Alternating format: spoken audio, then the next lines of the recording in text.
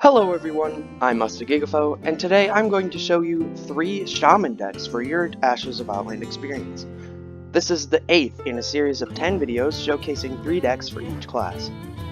1 budget, 1 moderately expensive, and 1 very expensive deck.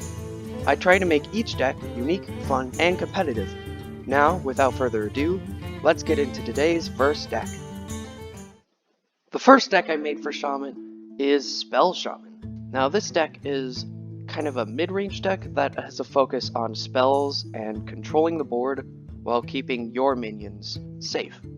Now, the main overarching theme of this deck is playing spells and then having certain minions effects, like Shattered Rumbler, go off when you've played a spell last turn. Now, as you can see, this deck has a small dragon package, and that's to justify the use of Squall Hunter and Lightning Breath.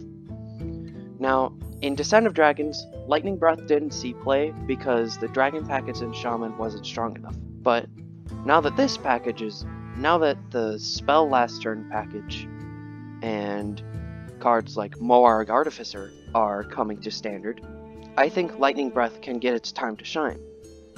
The dragons I chose were Squall Hunter, because it has spell damage and it has great stats, Cobalt Spellkin, because it gives you more spells to fuel the whole package, and Evasive Worm because it's generally a good dragon.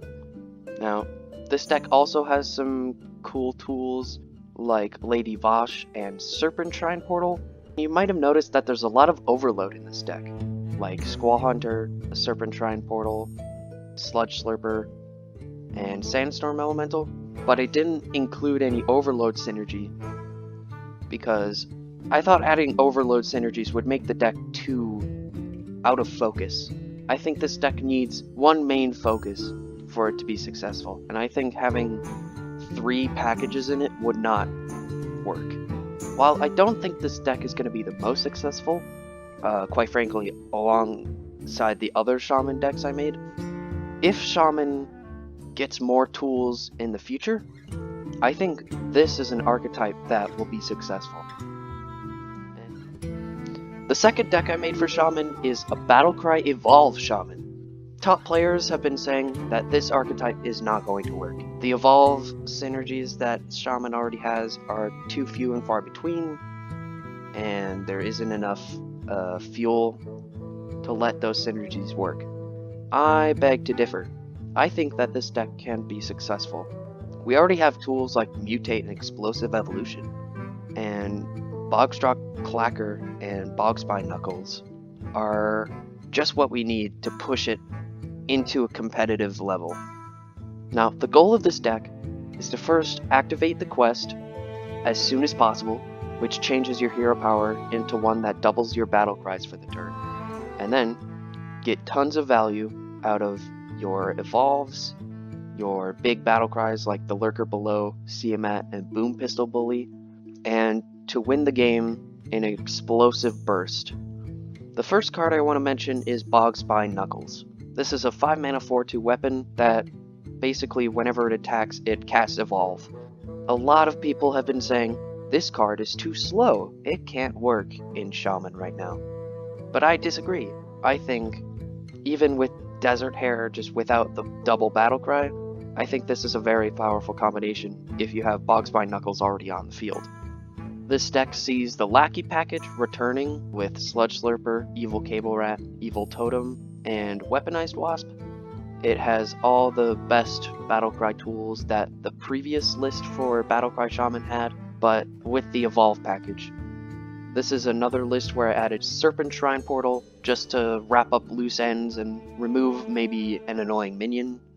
I think this card is an auto-include in almost any Shaman deck. I think this deck can see moderate levels of success, as much success as Shaman can see nowadays. I think the Evolve archetype can shine once again.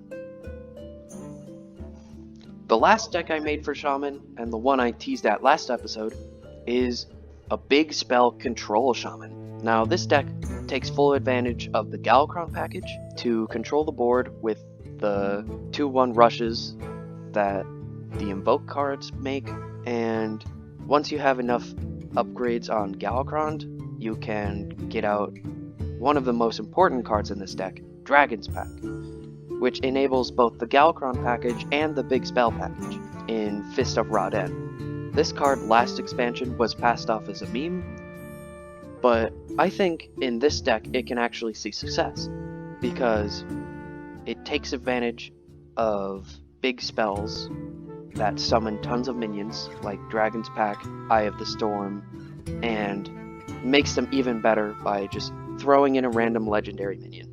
Now, this effectiveness comes into play when Vivid Spores hits the battlefield. It says, give your minions death rattles, re-summon this minion. If your opponent can't deal with all of the elementals from Eye of the Storm and the 10 mana legendary minion that you get off of Fist of Ra-Den, Vivid Spores is a huge payoff for investing 10 mana into a turn. Now, this deck also has some control tools like Lady Vaj, Witch's Brew, Walking Fountain, Earthquake, and the Lurker below, just to wrap up the package and make sure that the deck survives to make the big minions from its spells. All of these Shaman decks, I focus more on creativity rather than competitiveness, because these decks most likely aren't going to be competitive, but I mean, I might as well try to make something creative and fun and interesting for you guys. And it certainly was interesting for me, because this was the hardest class by far to build decks for. I don't think that's going to change with Warrior and Warlock, which are coming up in the next 2 days. I will definitely be trying to make this deck, as well as all of the other ones that I've shown here, as long as I get the legendaries to make them, to show them off, to see if they're good or not. For today's sneak peek, we have Shadow Council and Imprisoned Scrapbook. Is this combo a meme, or truly a dream? Find out tomorrow. And that's going to wrap up my showcase of these decks.